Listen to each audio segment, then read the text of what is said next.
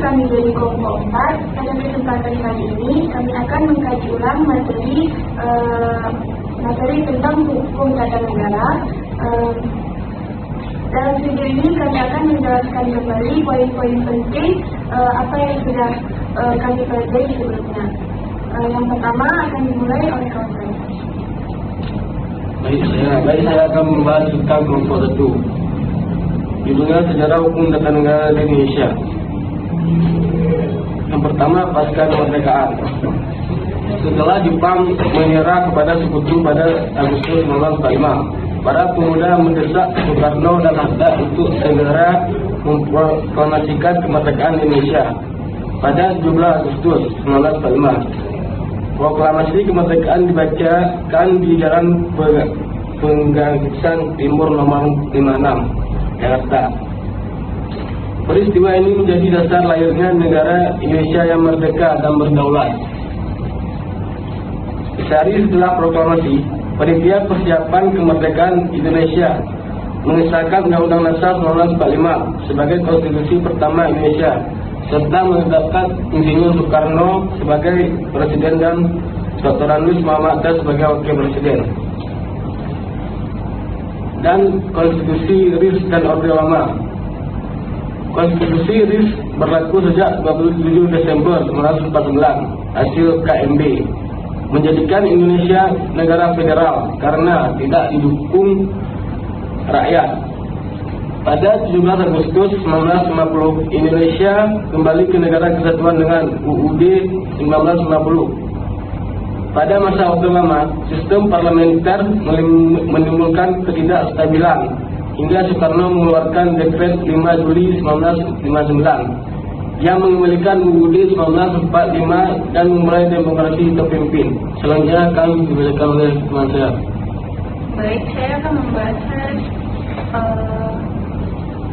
sumber dan asas hukum tata negara. Yang pertama, kita akan membahas tentang sumber hukum tata negara. Apa itu sumber hukum? Nah, menurut Mardi Manan, istilah sumber hukum itu mengandung berbagai makna, sehingga perlu berhati-hati dalam mentafsirkannya.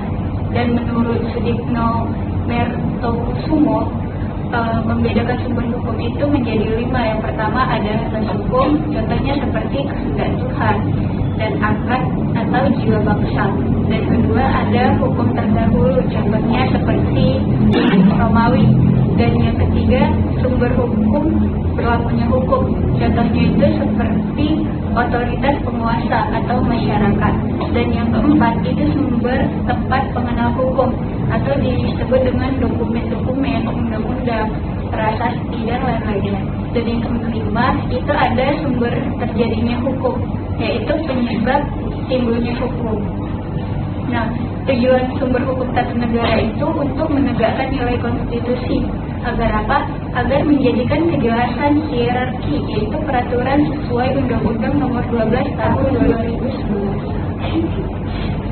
Dan yang kedua, untuk memberikan kepastian hukum, yaitu untuk menciptakan kejelasan. Kedua, untuk mengatur struktur dan fungsi lembaga negara, yaitu untuk mencegah tumpang tindih kewenangan dan konflik kelembagaan. Dan yang ketiga, itu menjadi dasar pembentukan peraturan lebih rendah, seperti Undang-Undang 1945 sebagai gordon tertinggi. Dan yang keempat itu untuk membatasi kekuasaan dan melindungi HAM yang akan menjamin hak-hak warga negara pada pasal 28A dan 28J Undang-Undang 1945. Dan yang keenam, untuk mendorong budaya hukum konstitusional untuk meningkatkan kesadaran hukum dan kepartisipasian masyarakat. Nah, macam-macam sumber hukum tata negara itu, yaitu ada konstitusi seperti Undang-Undang 1945, yaitu sumber hukum tertinggi. Dan yang kedua, itu sumber hukum material, yaitu nilai-nilai dan ideologi bangsa seperti Pancasila dan hukum adat. Dan yang ketiga, itu sumber hukum formil, yaitu peraturan resmi seperti Undang-Undang 1945 dan ketetapan MPR dan undang-undang atau Perpu ada juga peraturan pemerintah, dan yang kelima ada peraturan presiden, keenam peraturan daerah, dan yang ketujuh itu putusan pengadilan, terutama MK, dan yang ke-8 ada doktrin konvensi ketatanegaraan perjanjian internasional. Baik, sekarang asas-asas hukum tata negara, yang mana pengertian asas hukum tata negara itu adalah prinsip-prinsip dasar yang menjadi pedoman dalam pembentukan dan pelaksanaan hukum serta penyelenggaraan negara agar hukum sesuai dengan nilai-nilai Pancasila, kedaulatan rakyat, prevensi hukum, dan perlindungan HAM. Nah, macam-macam asas hukum tata negara itu yaitu Pancasila. Ada asas Pancasila, ada asas negara hukum, ada asas kedaulatan rakyat dan demokrasi, dan asas negara kesatuan, dan asas pembagian kekuasaan. Kemudian akan dilanjutkan oleh saya. Jadi hukum tata negara itu adalah yang mengatur antara hubungan masyarakat dan negara. Dalam hukum tata negara itu ada dua, hukum diam dan hukum gerak.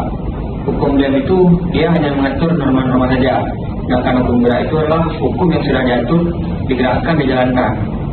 Dalam hukum tata negara ada subjek, yaitu warga, negara, pejabat, lembaga, dan lain-lain. Objeknya adalah kekuasaan, kewenangan, tugas, dan fungsi. Dalam hukum tata negara terdapat konsep rule of law, yaitu semua orang sama di mata hukum, mau pejabat, mau masyarakat sama di mata hukum. Tapi terjadi saat ini di Indonesia tidak sesuai dengan konsep rule of law.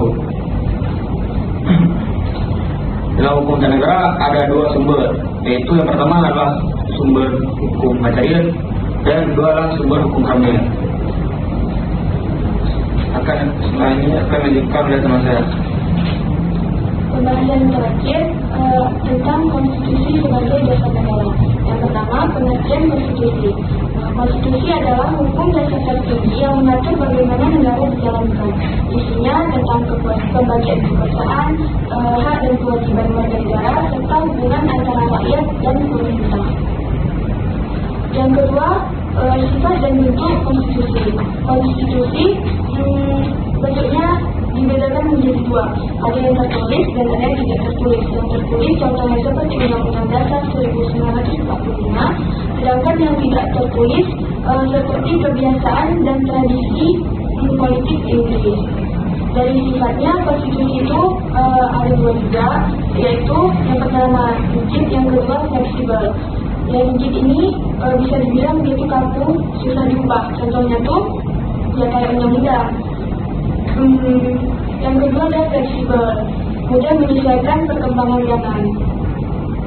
Yang ketiga ada poin tentang sejarah konstitusi. Awalnya konstitusi lahir dari keinginan untuk membatasi kekuasaan raja agar rakyat juga punya hak. Di dunia modern, hampir semua negara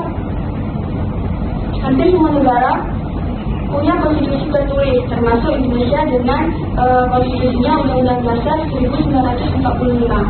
Sementara itu, negara seperti Inggris dan Kanada tetap memakai sistem konstitusi tidak tertulis. Konstitusi juga biasanya membagi kekuasaannya menjadi tiga, atau kekuasaan negaranya menjadi tiga. Yang pertama ada legislatif, yaitu membuat atau membentuk undang-undang.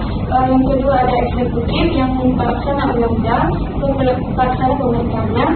Yang ketiga ada yudikatif, itu pengawas hukum.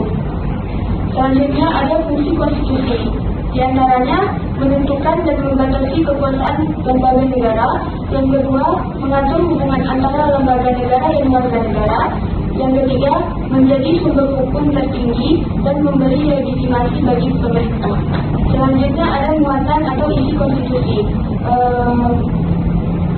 Yang biasa diatur dalam konstitusi biasanya meliputi bentuk negara dan pemerintahannya, sistem pemerintahannya, lembaga negara dan pembagian kekuasaannya, hak asasi manusia, kewarganegaraan, dan cara mengubah konstitusi. Dan terakhir ada kedudukan Undang-Undang Dasar 1945 sebagai konstitusi tertinggi di Indonesia. Nah, konstitusi tertinggi di Indonesia kan Undang-Undang 1945. adalah hukum tertinggi di Indonesia. Nah, di bawahnya hanya pembukaan Undang-Undang 1945 dan Pancasila yang bersifat tidak bisa diubah. Semua peraturan di Indonesia harus berlandaskan dan tidak boleh bertentangan dengan Undang-Undang Dasar 1945 maupun Pancasila. Contohnya seperti Mahkamah Konstitusi sering menjadikan Pancasila dan pembukaan Undang-Undang Dasar 1945 sebagai dasar dalam memutuskan perkara. Sekian pembahasan materi dari kelompok kami. Kami akhiri pembahasan materi dari kelompok kami. Sekian dan terima kasih. Assalamualaikum warahmatullahi wabarakatuh.